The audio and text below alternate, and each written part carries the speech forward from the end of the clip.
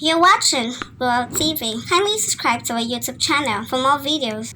Click on the subscribe button and the bell beside it. These will notify you once we drop a new video. Thank you.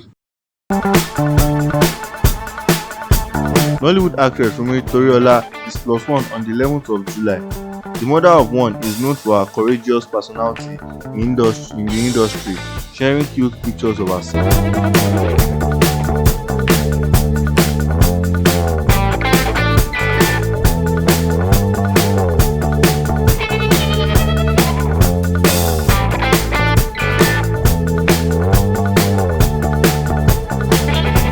Her colleagues in Nollywood took their time to congratulate and wish her long life and prosperity.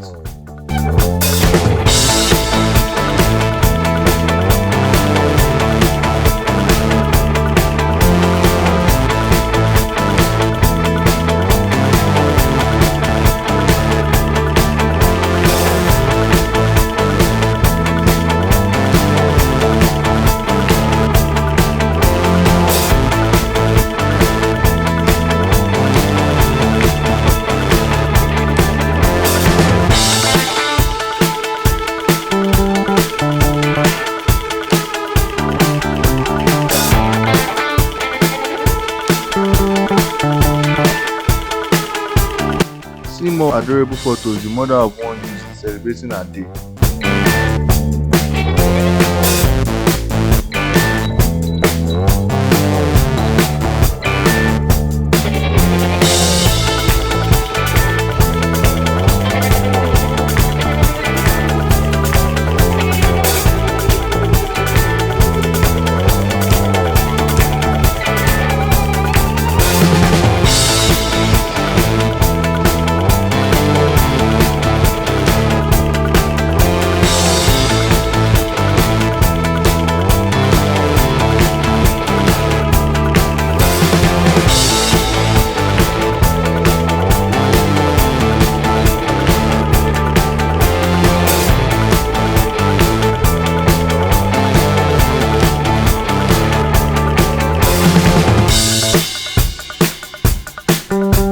Thanks for watching. Please don't forget to click the subscribe button.